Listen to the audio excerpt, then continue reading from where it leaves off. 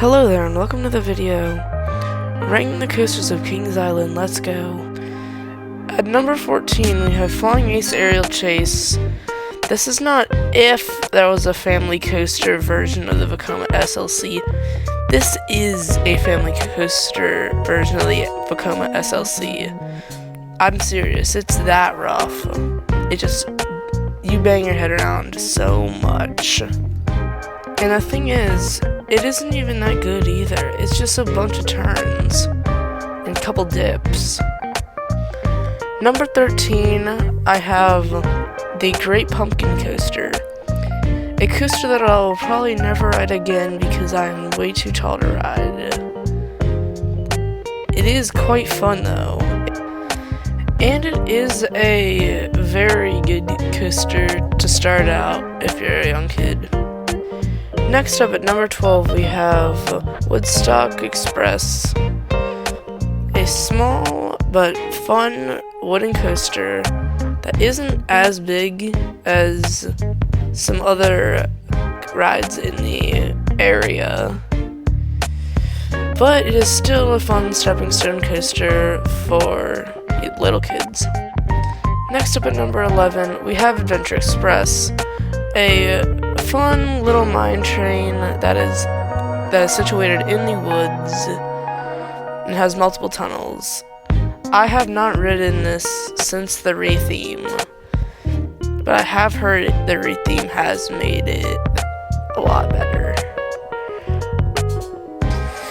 But I still think the ending of the ride would be better if there was like a helix or just something after the lift hill in the tunnel right before the brakes. Next up at number 10 we have Invertigo. And the only reason this is placed above Adventure Express is because of Adventure Express's anticlimactic ending. And the fact that Invertigo is not just a normal boomerang, it's an inverted boomerang. And that it has seats that face each other so you can get a different experience, either forward or backwards or forwards. Next up at number 9 we have Flight of Fear, which I'm going to say this right now, this is jackhammer the ride. I sat in the back row and I got beat up the entire time. The only reason it's above Invertigo is because it's a moderately long ride with a decent launch. And also, it slows you to a crawl on that mid-course. And maybe it was just my experience, but I could see the track the entire time while I was on that.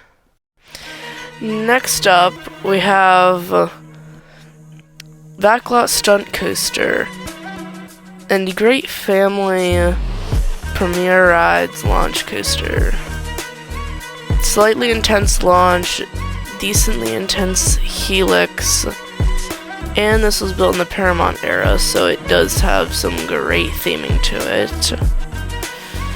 I morely like the mid-course part, where you sit there on the mid-course with all the theming elements, and then you get to the tunnel, and it's just a really good ride.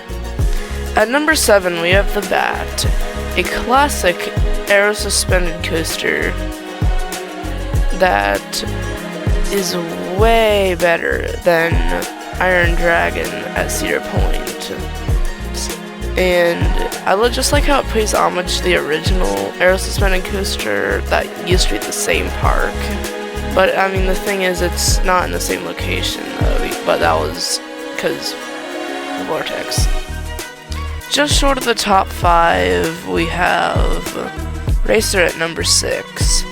A fun, classic racing wooden coaster with a good amount of airtime, and unlike Racer at Canyon is moderately rated. Starting out the top 5 at Kings Island, we have Beast, and a long ride that takes you through a journey through the woods, and has a great double helix right at the end of the ride. And I'm just gonna say it's a long ride. It's over 7,000 feet of track, insane ride time, and is overall just a fun roller coaster, even if I haven't rode it at night yet.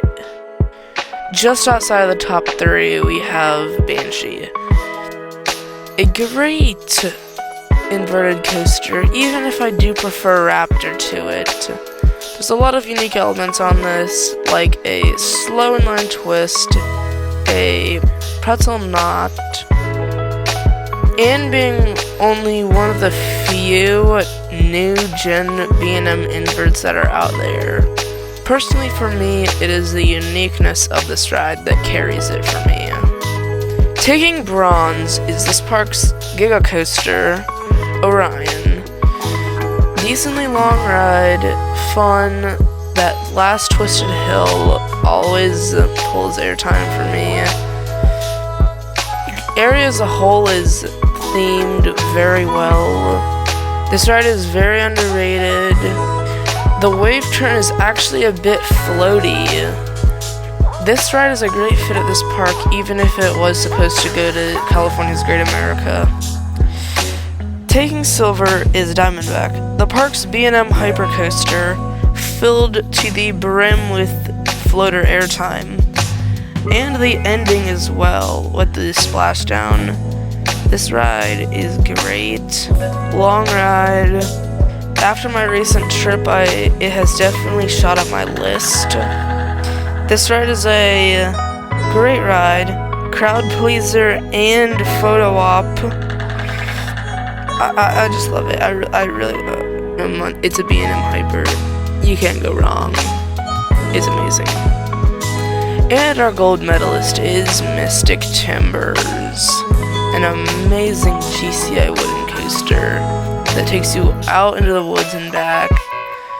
One complaint, Kings Island shouldn't have hyped up the shed as much as they did. It just made it so disappointing. But the rest of the ride absolutely makes up for it. The people at Skyline Attractions and Great Coasters International made an amazing ride when they came up with Mystic Timbers. This was our first glimpse into what we know as Cedar Fair today, building great roller coasters with theming instead of just great roller coasters. This ride is a true masterpiece of a wooden coaster. If you enjoyed the video, please like and subscribe. Thank you for watching, and I'll see you in the next video.